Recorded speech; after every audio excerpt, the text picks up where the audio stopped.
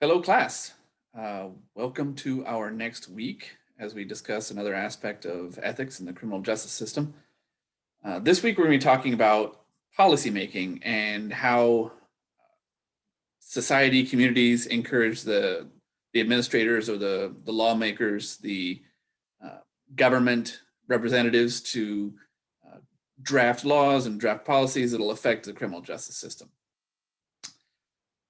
We also have, let's see, this week we will have your normal discussion board posts and a written paper. Last week we had a test, so this week we'll have a written paper on a prompt, an ethical dilemma. This week's ethical dilemma involves uh, a supervisor in the dispatch center being told by their supervisor or manager to just kind of overlook some of the small uh, issues of misconduct. Don't sweat the small stuff. And I'd like to see you guys discuss through the solutions of moral dilemmas and ethical dilemmas, how uh, the pros and cons of allowing small issues of misconduct to exist and how that would affect future issues of misconduct and policy violations. So interesting topic. If you have outside resources to use, I encourage you to use them, research some. You can use resources like Google Scholar, of course, the textbook as well. Any issues that you want to cite that come from one of these video lectures, by all means, just make sure you cite them correctly according to APA standards. Anything that I say is you're welcome to cite and put in your papers. But just make sure you read the rubrics on the rubric on the papers so you can get full credit. Make sure you the correct length, title pages, and reference pages do not count towards your content.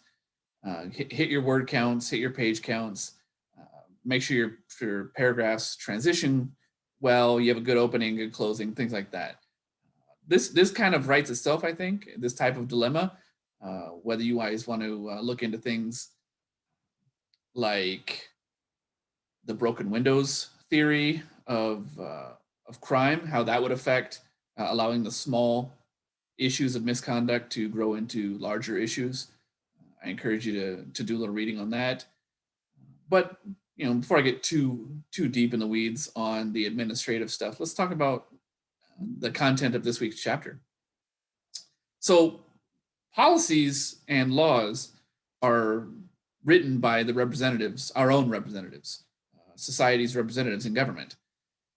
One of the ways, the way that we're going to talk about tonight, that those policies or those laws get written is something called moral panic.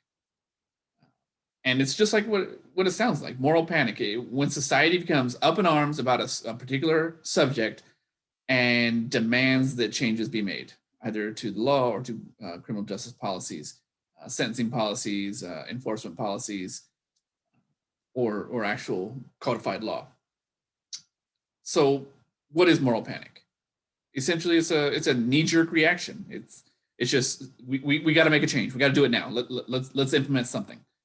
A good example, I think it's discussed in the book, but I like to talk about it too, is the war on drugs. In the 1980s, the drug epidemic, specifically crack cocaine, became a huge talking point. Society and those who were in the media would encourage their representatives to do something. We can't allow this to exist. We got to do something. And so what did they do? They implemented the war on drugs. It involved mass incarceration, lengthy sentences, some negative aspects of the mass incarceration policies and the increased sentencing laws was a kind of a desperate affect on different demographics. So let's compare the two types of cocaine. If you're not aware, there are at least two types of cocaine. You've got cocaine hydrochloride and cocaine base, and base being the opposite of an acid is a base. So cocaine hydrochloride is powder cocaine. Cocaine base is, if you ever heard, there's a pejorative. You hear somebody called a crackhead or a basehead. That is where that term comes from. Cocaine base is crack cocaine is the slang term for that. So powder cocaine is cocaine hydrochloride, and cocaine base is crack cocaine.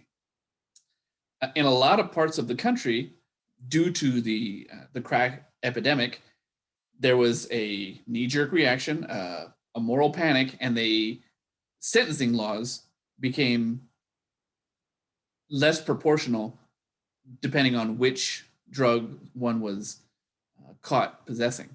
So what ended up happening was heavier sentencing for those that were in possession of crack as compared to those in possession of powder cocaine.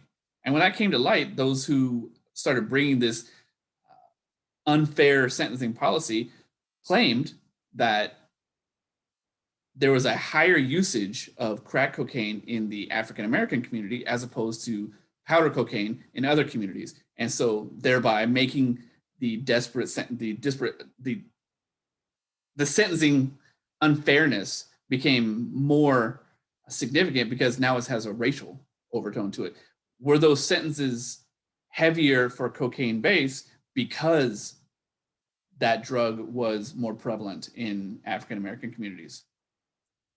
So that's how you'll see this knee-jerk reaction when it's not well thought out and there's not a calm before the decision to implement policies.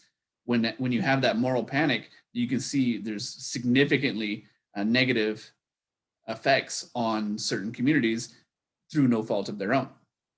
So what you need to really keep in mind is, as these policies come to light, as these negative aspects of knee-jerk reactions come to mind, then there's another moral panic, but in a positive light. So once it was brought to light that, oh no, this is having a negative effect on a specific community, we need to fix that, the moral panic to fix that ended up having a positive effect on the community.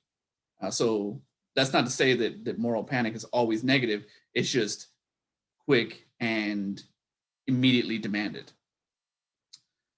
But society changes. As public attitudes towards crime change, then the enforcement of those crimes is going to change. As I think marijuana is a good example of that. If we're going to keep the same trend of talking about narcotics, there are so many states right now that have completely, at least defelonized, decriminalized, if not outright legalized, the use or possession of marijuana because the public attitude has changed. In the same way that attitudes change quickly during a moral panic, they can change slowly, and then those legislative changes can take effect. So those are some ideas just to keep in mind as you're writing your posts or your papers.